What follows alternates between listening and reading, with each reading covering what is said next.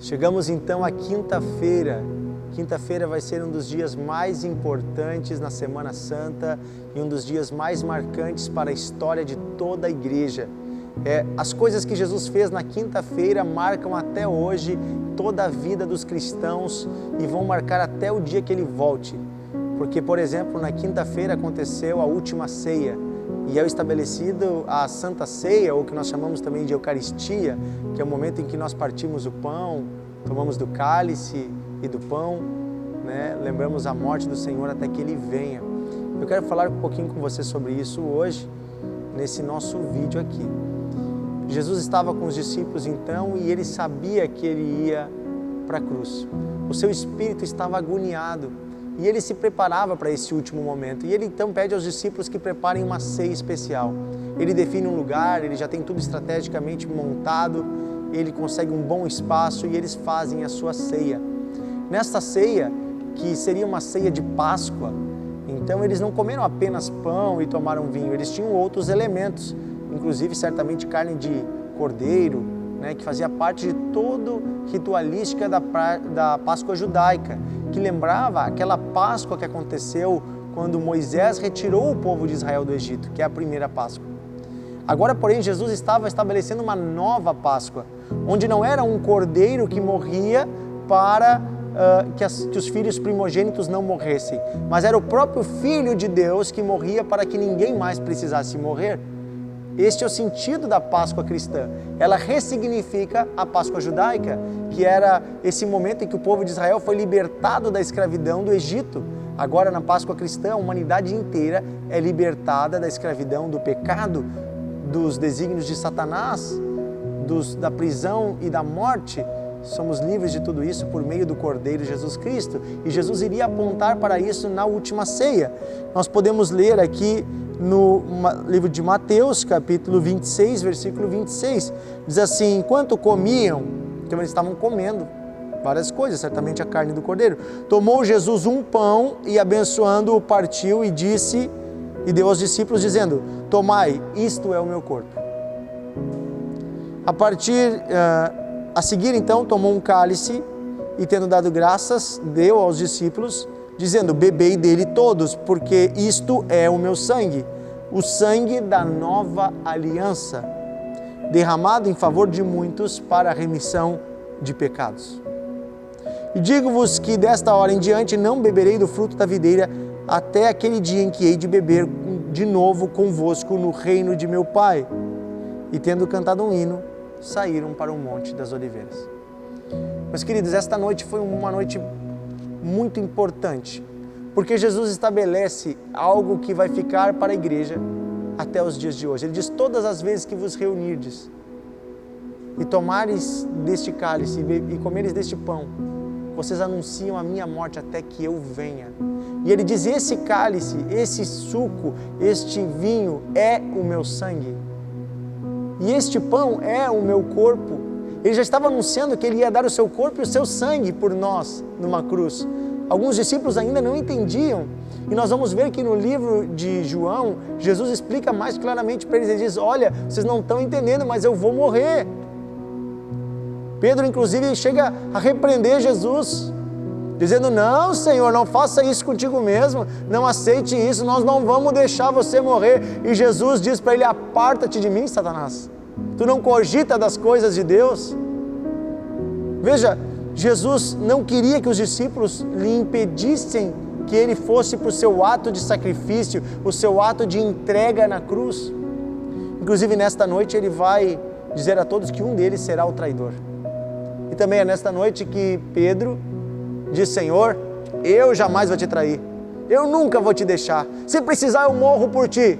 E Jesus diz: ah, Pedro, antes que o galo cante, 3 vezes tu me negarás. E isso tudo vai acontecer nesta noite. Veja que interessante, meus irmãos. Jesus sabia de tudo, mas mesmo assim ele amava Pedro. Jesus sabia que Judas ia traí-lo, mas mesmo assim ele dividia o pão com Judas. Jesus sabia que ia morrer, mas ele se entregava. E aqui ele fala de uma nova aliança. Ele diz: olha, eu estou morrendo, eu estou dando o meu corpo e o meu sangue para que uma nova aliança seja estabelecida. Vamos lembrar que lá, quando o povo de Israel estava preso no Egito, a aliança que Deus fez foi a seguinte: aquelas famílias que passarem o sangue de um cordeiro na porta das suas casas, quando passar o anjo da morte, ninguém morrerá nesta casa. Porque este sangue é o sinal de que ali está uma família que teme a Deus.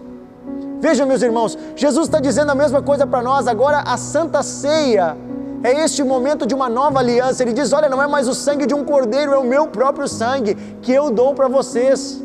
E quando nós então comemos do pão e bebemos do vinho ou do suco de uva, nós estamos dizendo, Senhor, eu estou passando do teu sangue nos umbrais do meu coração. E eu não quero padecer junto com este mundo, mas eu sou teu filho, eu estou em aliança contigo. Veja, meus irmãos, uma aliança é algo que duas pessoas fazem, não é apenas de um lado para outro. Eu tenho uma aliança em minhas mãos. Esta aliança tem inclusive o nome da minha esposa dentro, porque ela é um ato que foi feito por nós dois, é um pacto. Eu tenho uma e ela também tem uma no dedo, que diz que nós amamos um ao outro e seremos fiéis um ao outro até que a morte nos separe, que nós cuidaremos um do outro. Assim também a aliança de Deus com o seu povo. Deus já fez a sua parte, e a pergunta é, você quer entrar em aliança com Deus? Você quer participar desta aliança? Você quer colocar a aliança também no seu dedo e dizer, eu serei fiel ao Senhor até o fim? É esta a pergunta que Jesus faz. E aí eu convido você a ler na sua Bíblia o livro de João, capítulos 14, 15, 16 e 17. Meus irmãos, aqui nos livros de Mateus, Marcos e Lucas, não relata a conversa que Jesus teve com os discípulos durante a ceia. Mas João relata essa conversa, está nos capítulos 14, 15, 16 e 17. E é aquela conversa de despedida maravilhosa, em que ele diz, olha, não fiquem tristes, não se turbe o vosso coração. Crede em Deus e também em mim. Na casa de meu Pai há muitas moradas. Eu vou para lá, mas eu vou enviar o Consolador, o Espírito da verdade. O mundo não pode receber, mas Ele habita em vós e estará em vós para sempre. E Ele promete coisas maravilhosas, e Ele ora pelos discípulos, diz, Pai, eu estou indo embora desse mundo, mas eles vão ficar, guarda eles no mundo, usa eles para a Tua glória. É magnífico, e Ele ora também por nós. Ele diz, eu não oro só por estes, mas por todos aqueles que crerão na mensagem. Jesus estava orando por você e por mim, aqueles que muitos anos depois viriam a crer na mensagem. Nós somos guardados pela oração de Cristo, registrada nos capítulos 14, 15, 16 e 17 de João. Leia, você vai aprender muita coisa ali. E então acontece a última coisa desta noite. Jesus vai com os discípulos para o Monte das Oliveiras, especificamente num jardim chamado Jardim do Getsemane, que é o lugar onde ele vai ter a sua oração, suas últimas orações ao Pai antes de ser preso. Judas já havia saído, estava pegando os guardas para prender Jesus. Jesus vai a um lugar e pede aos discípulos, fiquem aqui orando, vigiando. Os discípulos dormem, vocês conhecem essa história, mas Jesus tem uma oração muito difícil, que é a oração de entrega. E ali diz que Jesus soa sangue, a sua pele começa a sair um suor de sangue, de tanta agonia que ele estava. E então ele faz aquela oração tão difícil, ele diz, Pai, se possível, afasta de mim esse cálice.